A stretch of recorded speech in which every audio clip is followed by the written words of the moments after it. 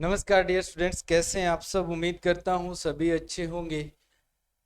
हाँ, तो एग्रीजोन इंस्टीट्यूट आप सबके लिए लेकर आया है पशु परिचर का एकदम टोटल चकाचक नया नवेला कोर्स, जिसके अंदर अपने सारे पशु परिचर के जितने भी टॉपिक्स हैं उनको यहाँ पर पढ़ेंगे, और वो भी थ्योरेटिकल पढ़ेंगे। थ्योरेटिकल के अंदर इस पोर्शन में हम पशु परिचर के सारे जितने भी टॉपिक है, आपका पूरा सिलेबस है उससे भी ज्यादा, और उससे जो आपके सिलेबस के अंदर टॉपिक्स दिए गए हैं उनको बेटर तरीके से यहाँ पर डिस्क्राइब करेंगे। याद हमें बहुत सारी चीजें करनी पड़ेगी, साथ साथ में याद करवाने की ट्रिक्स का भी इस्तेमाल करेंगे। हर चीज की ट्रिक्स बनाने पर वो सिस्टम है फेल हो जाता है, इसीलिए एग्जाम पॉइंट ऑफ व्यू से आपको बेटर और मॉडर्न टेक्निक के थ्रू और न्यू डाटा को इंक्लूड करते हुए ये कोर्स है वो करवा रहा हूँ। सारे के सारे डाटा इसमें नए होंगे, अपडेटेड डाटा होगा। आपका जो परीक्षा पैटर्न है उसी के अनुसार अपने कोर्स को करेंगे। जितने भी फैक्ट्स मैं आपको करवाऊंगा वो सारे के सारे आरबीएससी एंड एनसीईआरटी बुक्स के अकॉर्डिंग ही रहेंगे। चलिए शुरू करते हैं आज की पहली क्लास में। फर्स्ट अपने टॉपिक रहेगा पशुपालन का सामान्य ज्ञान। क्लास फर्स्ट जो है उसमें रहता है पशुपालन का सामान्य ज्ञान। तो देखो, सबसे पहले अपने पशुपालन विज्ञान या एनिमल साइंस की बात करें तो एनिमल साइंस है वो क्या है। तो सर, एनिमल साइंस जो है उसमें अपने अध्ययन करते हैं किसका, कृषि विज्ञान की एक शाखा है। आपसे पूछा जाए कि किसकी ये शाखा है, तो यह किसकी शाखा है, एनिमल जो हस्बेंड्री है, एनिमल हस्बेंड्री है वो किसकी शाखा है सर, वो कृषि विज्ञान की शाखा है। एनिमल हस्बेंड्री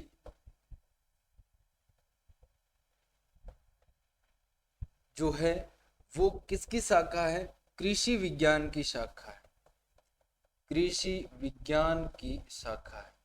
अब एनिमल हस्बेंड्री जो होती है इसे अपनी पशुपालन विज्ञान कहते हैं, पशुपालन विज्ञान। इसमें सब पशुओं का अध्ययन करते हैं, परंतु एक आपने नाम सुना होगा लाइव स्टॉक। लाइव स्टॉक जहां पर पशुधन की बात करें, यानी हम किसके लिए बात करेंगे, यहां पर पशुओं को धन के लिए पालेंगे। आर्थिक रूप से उपयोगी पशुओं का पालन करना क्या कहलाता है, लाइव स्टॉक कहलाता है। ठीक, पशुपालन विज्ञान क्या है, तो सर एनिमल कृषि विज्ञान की वह शाखा जिसमें घरेलू पशुओं के प्रजनन, पालन पोषण तथा उनसे होने वाले उत्पादन का अध्ययन किया जाता है। कौन सी शाखा कहलाती है, पशुपालन विज्ञान कहलाती है। ये जो पशुपालन विज्ञान है ये आपसे पूछा जाए कि राजस्थान और भारत के अंदर कितना योगदान करती है, राजस्थान और भारत की अर्थव्यवस्था के अंदर ये कितना योगदान करती है, तो हमें बहुत सारी चीजें हैं वो सीखनी पड़ेगी। सबसे पहले अपने बात करें तो कृषि विज्ञान की वह शाखा जिसमें घरेलू पशुओं के प्रजनन, पालन पोषण तथा उनसे होने वाले उत्पादन का अध्ययन किया जाता है, कौन सी शाखा होती है, पशुपालन की शाखा होती है। अब देखो, राजस्थान की बात करें तो उससे पहले अपने सीखेंगे कि भारत के अंदर, ये मान लो इंडिया है, इस इंडिया के अंदर ये कह रहा है कि पशुपालन भारत के कुल जीवीए में 5.13% का योगदान करता है। ये भारत की कुल जीवीए है, ग्रोस वैल्यू एडेड। इसे क्या कहते हैं, ग्रोस वैल्यू एडेड। जैसे पहले आप जीडीपी कहते थे वही ये चीज है, ये ग्रोस वैल्यू एडेड है। वैल्यू एडेड का मतलब है कि हम दूध से दही बना लेते हैं तो वो भी गिना जाएगा, दूध से घी बना लेते हैं तो वो भी गिना जाएगा, यानी जितने भी इसे अपने बनाते हैं। तो ये भारत का जीवीए है। आपसे पूछे कि भारत के जीवीए में पशुपालन टोटल जीवीए में कितना योगदान करता है, तो अच्छा खासा योगदान करता है। कितना परसेंटेज योगदान करता है, 5.13% का योगदान करता है पशुपालन। फिर देखो यहाँ पर ये कह रहा है कि पशुपालन राजस्थान के कुल जीएसवीए में 11.69 का योगदान करता है। अगर राजस्थान देखो किसका हिस्सा है, भारत का हिस्सा है। अगर राजस्थान के अंदर देखा जाए तो ग्रोस स्टेट वैल्यू एडेड, तो इसके अंदर कितना योगदान करता है, तो इसके अंदर अपने लगभग 11.69% का योगदान करता है। फिर देखा जाए, ये कह रहा है कि पशुपालन राजस्थान के कुल कृषि जीवीए में, अब राजस्थान का जो कृषि का जीवीए है, कुल कृषि जीवीए है, उसमें कितना योगदान करता है, तो ये 42.60 करता है। 42.60% का योगदान करता है। ये बड़ा इंपॉर्टेंट है, यहां से क्वेश्चंस बनते हैं। आपसे पूछा जाए कि भारत के कुल जीवीए में कितना योगदान करता है, तो भारत के कुल जीवीए में पशुपालन है वो 5.13%। राजस्थान के कुल एसवीए के अंदर 11.69% का, परंतु राजस्थान की जो कुल कृषि जीवीए है उसके अंदर कितना योगदान करता है, तो वो 42.60%, यानी आधा तो अपने पशुपालन पर निर्भर है, आधा अपने फसलों पर निर्भर है कृषि का। ठीक है, याद रखिएगा। नेक्स्ट अपने बात करें तो पशुपालन भारत के कुल कृषि जीवीए में कितना योगदान करता है, तो 30.19%। कुल के अंदर कितना योगदान कर रहा है, 5.13। अगर यहीं पर भारत के कुल कृषि का देखा जाए तो कृषि जो है वो इसमें 17% योगदान करता है। इस 17% का अपने से कह रहा है कि जो 30.19% जो है वो योगदान कौन करता है, 30.19% योगदान है वो पशुपालन करता है। तो दोनों चीज मैंने बता दी। सबसे पहले हमें याद रखना है कि भारत की कुल जीवीए जो है उसमें पशुपालन का योगदान कितना है, 5.13%। फिर हमें याद रखना है कि राजस्थान की कुल जीएसवीए में कितना योगदान करता है, 11.69%। फिर अगर देखा जाए तो सर भारत की कुल कृषि जीवीए में कितना योगदान करता है पशुपालन, 30.19%। राजस्थान की कुल कृषि में कितना योगदान करता है, तो 42.60% का योगदान करता है। चारों बातें अपने को याद रखनी है, तो अपने इस चीज को क्लियर मान लेते हैं। ओके जी, आगे देखो, पशुपालन का अध्ययन है वो कितनी शाखाओं के अंदर करते हैं, कौन कौन सी शाखा में करते हैं। तो पहली जो शाखा आती है live stock science, live stock production management इसे अपने कह सकते हैं। ये जो शाखा होती है इसे एलपीएम कहा जाता है। इसे क्या कहते हैं, एलपीएम कहते हैं। तो सर इस शाखा में पशुओं के प्रबंधन और पालन पोषण का अध्ययन है वो किया जाता है। कैसे अपने पशुओं को पालते हैं, गाय भैंस भेड़ बकरी ऊंट मुर्गी पालन सुअर और घोड़ा का अध्ययन है वो इस शाखा के अंतर्गत करते हैं। अब से पूछा जाए कि मनुष्य ने सर्वप्रथम किस जानवर को पालतू बनाया था, कुत्ते को पालतू बनाया था। अगर फिर अपने से पूछा जाए कि घरेलू पालतू जो अपने पशुपालन के अंदर देखा जाए तो किसको पालतू बनाया था, तो सर भेड़ व बकरी को, भेड़ व बकरी को पालतू बनाया था।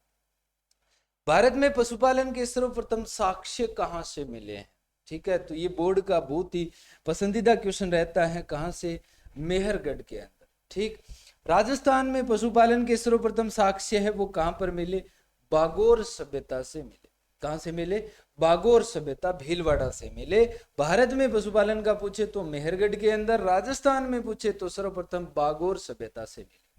अब देखो अपने बात करें सर कि सर्वप्रथम प्रबंधन के बारे में बताने वाला पशुपालन प्रबंधन, ये लाइव स्टॉक जो होता है इसे अपने पशुधन प्रबंधन या पशुपालन प्रबंधन है।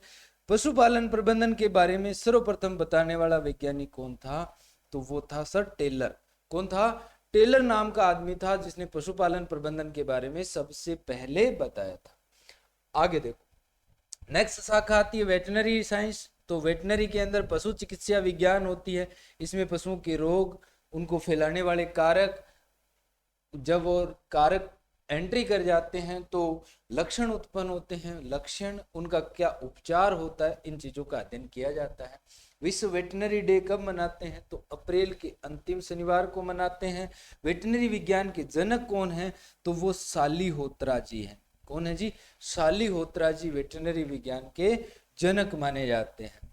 अब आती है नेक्स्ट तीसरी शाखा डेयरी टेक्नोलॉजी। तो इस शाखा में किसका अध्ययन करते हैं, पशुओं से प्राप्त जो उत्पाद होता है उनका अपने अध्ययन करते हैं, जैसे दूध दही घी क्रीम छाछ खोया पनीर आदि का अध्ययन इस शाखा के अंतर्गत किया जाता है। राजस्थान में प्रथम डेयरी महाविद्यालय कहाँ पर है, उदयपुर में। पहले एकमात्र था, अब बहुत सारे हैं। दूध में सर्वाधिक उप उत्पाद क्या बनाया जाता है? घी बनाया जाता है। कितना % का घी बनाते हैं? 28%। जितना भी दूध उत्पादित होता है उसमें सबसे ज्यादा क्या बनाया जाता है सर? घी बनाया जाता है। कई दिन बीच में खोए का भी जिक्र हुआ था, अब वर्तमान में क्या बनाया जा रहा है? घी बनाया जा रहा है। तो अब अपने से पूछा जाए कि डेयरी टेक्नोलॉजी में हम पढ़ते क्या है? ज्यादातर किसका अध्ययन करते हैं? दूध का अध्ययन करते हैं। अब आपके टॉपिक लगता है स्वच्छ दूध उत्पादन, सिर्फ इतना ही। ठीक, तो वो कैसे करेंगे वो आगे अपने पढ़ेंगे। नेक्स्ट अपने बात करते हैं वर्तमान स्थिति की। यहाँ पर करंट स्टेटस के बारे में यानी करंट के डाटा भी आपसे पूछा जाता है, तो उसका भी अध्ययन अपने चौथी शाखा के अंतर्गत कंप्लीट कर लेते हैं। इस शाखा में पशुपालन की वर्तमान स्थिति का अध्ययन किया जाता है। राजस्थान के पास भारत का कुल पशुधन का कितना % है? नियर अबाउट 11% है, 10.58% है। मवेशी कितनी है? 1.20% है। भैंस कितनी है? 12.47% है। भेड़ कितनी है? 10.64% है। बकरी कितनी है? 14% है। ऊंट कितना है? 84.44% पाया जाता है। याद रखिएगा, भारत के पास, अपने राजस्थान के पास कुल भारत का 10.58% क्या है? पशु है। इसमें मवेशी है वो 1.20% है, भैंस है वो 12.47% है, भेड़ है वो 10.64% है, बकरी 14% है, ऊंट 84.44% पाया जाता है। राजस्थान में सर्वाधिक पशुधन क्या पाया जाता है सर? बकरी। अब देखो, भारत में विश्व के कुल पशुधन का कितना % है? 10.23%। भारत के पास विश्व का 10.23 है, भारत का राजस्थान के पास 10.58% है। इसमें 12.67% तो भारत के पास विश्व की मवेशी है, 53.84% भैंस है, 5.88% भेड़ है, 13.19% बकरी है और 0.95% सुअर है। 2.43% अपने पास क्या पाया जाता है? पोल्ट्री भी पाया जाता है। ठीक है, ये इतना अपने करंट के अंदर भारत की भी बात करनी पड़ेगी और राजस्थान की भी बात करनी पड़ेगी। आगे अगर अब आपको याद नहीं हो रहा है, टेंशन नहीं लेने की, आगे धीरे धीरे जैसे जैसे अपने सिलेबस के अंदर आगे चलेंगे वैसे वैसे आपको याद हो जाएगा। परमानेंट याद करना है अपने को। तो फिर देखो, भारत में विश्व का सर्वाधिक पशुधन पाया जाता है, भारत विश्व का सर्वाधिक दूध उत्पादन करता है, भारत में सर्वाधिक मवेशी है, भारत में सर्वाधिक विश्व की भैंस है और भारत में सर्वाधिक विश्व की बकरी भी पाई जाती है। भारत विश्व का लगभग 23 से 24% दूध उत्पादित करता है और भारत में सर्वाधिक पशुधन कौन सा पाया जाता है? गाय। पर राजस्थान में कौन सा पाया जाता है? बकरी पाई जाती है। ठीक है, विश्व का दूध उत्पादन 884 मिलियन टन है और भारत का कितना है? 238 मिलियन टन है। अब देखो, कुछ महत्वपूर्ण दिवस है, महत्वपूर्ण दिवस हैं जिनका क्वेश्चन है, इंपॉर्टेंट डे के क्वेश्चन अपने से पूछे जा सकते हैं। जैसे 12 जनवरी को क्या मनाते हैं? राष्ट्रीय युवा दिवस मनाते हैं। 24 मार्च को क्या मनाते हैं? विश्व टीबी दिवस मनाते हैं। 6 दिवस मनाया जाता है जो कि बैक्टीरिया से होने वाला डिजीज है। 7 अप्रैल को विश्व स्वास्थ्य दिवस मनाते हैं। ठीक है, 22 अप्रैल को विश्व पृथ्वी दिवस मनाते हैं। 25 अप्रैल को विश्व मलेरिया दिवस मनाया जाता है। अप्रैल का अंतिम शनिवार हमने पढ़ा था विश्व वेटनरी डे। 5 जून को विश्व पर्यावरण दिवस मनाते हैं। 1 जुलाई को क्या मनाया जाता है? डॉक्टर दिवस भी मनाया जाता है। फिर देखो, 16 सितंबर को हम क्या मनाते हैं? विश्व ओजोन दिवस। 4 अक्टूबर को क्या मनाया जाता है? तो विश्व पशु कल्याण दिवस मनाया जाता है। इंपॉर्टेंट रहता है, एग्जाम में पूछा जा सकता है। 28 सितंबर विश्व रेबीज दिवस मनाते हैं, रेबीज वायरस से होने वाली बीमारी है। 26 नवंबर को भारतीय दुग्ध दिवस मनाते हैं। 1 जून को विश्व दुग्ध दिवस मनाया जाता है। जिस टाइम सारे के सारे डांडे टल जाते हैं उस टाइम क्या मनाते हैं? विश्व दुग्ध दिवस मनाया जाता है। अक्टूबर का दूसरा शुक्रवार है वो विश्व अंडा दिवस के रूप में मनाया जाता है, वर्ल्ड एग डे के रूप में मनाते हैं। 12 नवंबर को राष्ट्रीय पक्षी दिवस मनाया जाता है और 26 नवंबर को राष्ट्रीय दूध दिवस मनाते हैं। ठीक है, याद रखना, ये अपन ने भारतीय भी और राष्ट्रीय भी एक ही बात है, याद रह जाएगी बात। आगे चलो, नेक्स्ट अपने बात करते हैं कुछ साइंटिस्ट के नाम है जो कि इंपॉर्टेंट है, आगे भी आपके हर टॉपिक के अंदर इंपॉर्टेंट जो नाम है बाबा के वो आएंगे। पोषण के जनक, न्यूट्रिशन के जनक कौन है? तो एंटोनी लेवोशियर है। वेटनरी के जनक कौन है? तो सालीहोत्रा जी को माना जाता है।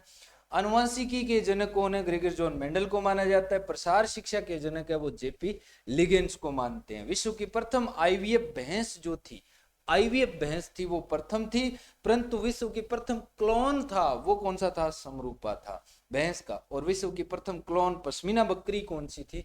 तो वो नूरी थी। कौन सी बकरी थी? नूरी थी। ये इंपॉर्टेंट अपने कुछ क्वेश्चंस हैं, कुछ साइंटिस्ट हैं जो कि आपको याद रखने हैं। अब अपने यहाँ पर ये बात करें तो पशुपालन प्रबंधन के जनक कौन है? पशुपालन प्रबंधन के जनक कौन है? पशुपालन प्रबंधन के जनक है वो किसको माना जाता है सर? टेलर। सबसे पहले टेलर ने मैनेजमेंट की बात की थी। फिर आपसे पूछा जाए कि आधुनिक एआई के जनक कौन है? आधुनिक एआई के जनक, तो आपका जवाब होगा स्प्लांजी नाम का आदमी था। आर्टिफिशियल इंसेमिनेशन कौन जनक था सर? स्प्लांजी था। आपसे पूछा जाए कि भारत में एआई के जनक कौन है? एआई के जनक, तो आपको याद रखना है दो चीजें। कौन सी? पहली चीज याद रखनी है कि भारत में एआई के जो जनक थे वो कौन से थे? तो भारत में एआई के जनक संपत कुमार जी थे। संपत कुमार। ये कौन से क्षेत्र में थे? तो प्राइवेट क्षेत्र में थे। आपसे पूछा जाए कि सरकारी क्षेत्र में कौन से थे?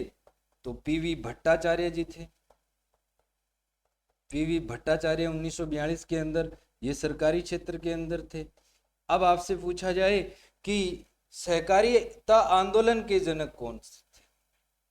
सहकारिता आंदोलन के जनक कौन से थे? एक्सटेंशन लगती है ना, तो वहां पर भी पूछा जाता है सहकारिता आंदोलन के जनक।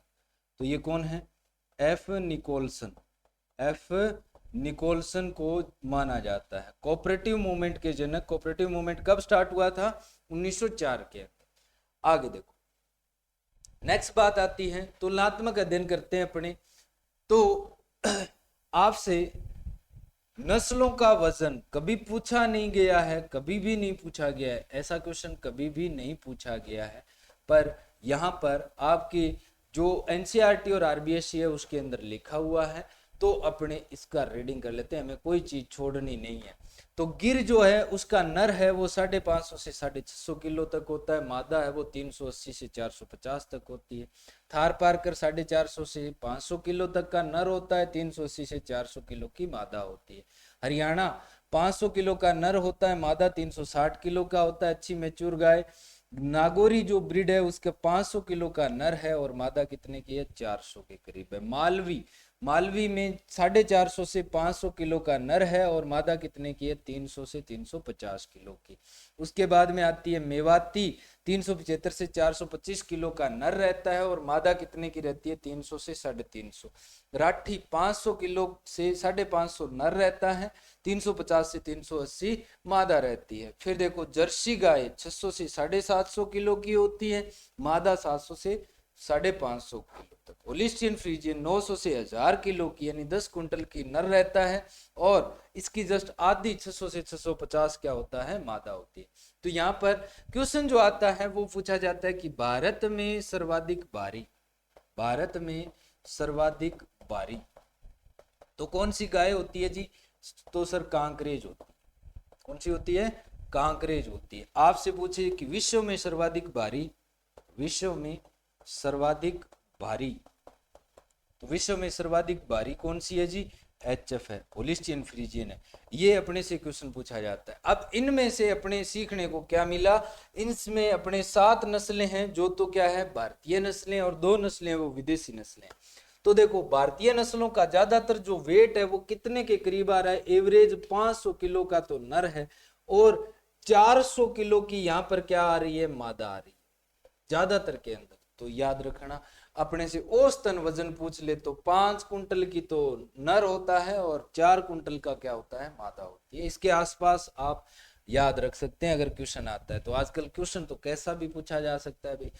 फिर आता है गायों की नस्लों का दूध उत्पादन प्रति पशु प्रति बयान। अगर अपने से गिर का पूछे तो कितना होता है? 1500 से 1800।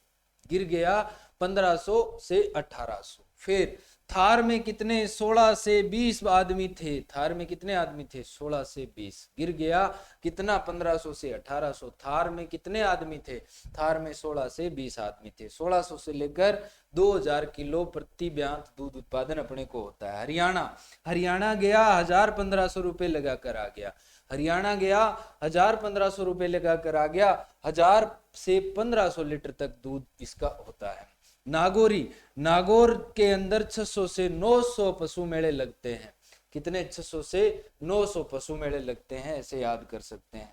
फिर आता है मालवी के अंदर कितने 700 से 900 लीटर दूध उत्पादन करने की क्षमता होती है। मेवाती 800 से 1000 लीटर के दूध उत्पादन की क्षमता होती है। राठी में 1200 से 1500 लीटर, जर्सी 4000 से 4200 लीटर और एचएफ जो है वो 5000 से 6000 किलो दूध उत्पादित करती है। कैसे याद होंगे सर, ये जब अपने नस्लें पढ़ेंगे, एक बार यहाँ पढ़ा फिर नस्लें पढ़ी तो फिर याद हो जाएगा, नो टेंशन, किसी प्रकार की दिक्कत नहीं है। आगे देखो, नेक्स्ट अपने बात करें तो नस्लों के दूध में वसा जो होती है, नस्लों के पशु नस्ल जो है, पशु नस्लों के दूध में वसा की मात्रा है वो भी क्वेश्चन पूछा जाता है। तो ये जो क्वेश्चन है वो पहले अपने स्टडी कर लेते हैं। देखो, रेड सिंधी गाय है उसमें 4.9% होती है। रेड सिंधी गाय के अंदर विशेषता होती है कि भारतीय नस्लों में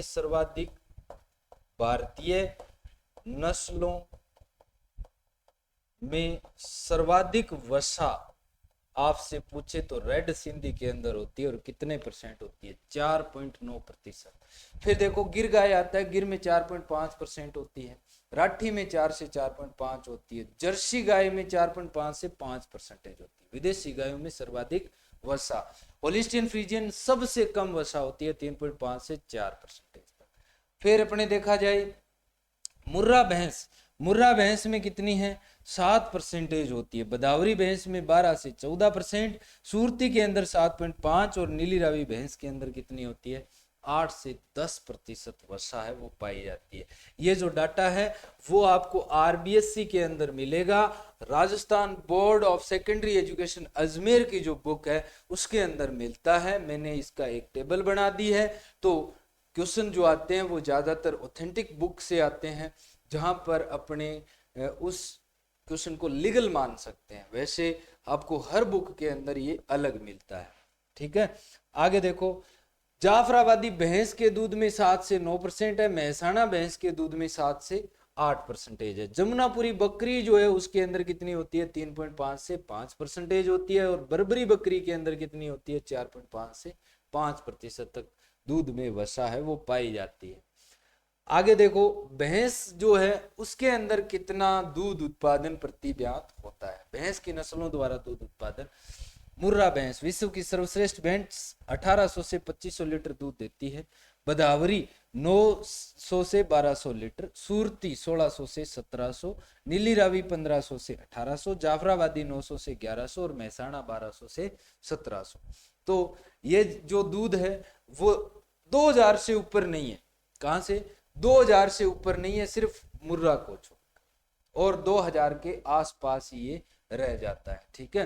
तो याद रखिएगा, मुर्रा है उसमें 1800 से 2500 लीटर दूध होता है। बदावरी में 900 से 1200, 900 से 1200 गुब्बारे बदर गए, 900 से 1200 गुब्बारे बदर गए। सूरती 1600 से 1700, 1700 सूरती, 1700 सूरती। फिर अगर देखा जाए नीली रावी 15 से 18, नीले लोग 15 से 18, नीले रोग। आगे देखो, जाफराबादी 900 से 1100, 900 से 1100 जाफरी खाने से मुंह है वो खराब हो जाता है। महसाणा 1200 से 1700। आगे देखो, नेक्स्ट क्वेश्चन आता है, अपने पशुओं के दूध उत्पादन की हमने यहां पर बात की है, पशु दूध उत्पादन, और साथ में ही हमने पढ़ा पशुओं के अंदर जो दूध है उसमें वसा की, और कुछ डाटा को कवर करने की कोशिश की। बाकी का अध्ययन अपने नेक्स्ट क्लास के अंदर करेंगे। अगर आपको क्लास अच्छी लगी, पसंद आई, तो आप क्लासेस को शेयर जरूर कर दिया करें।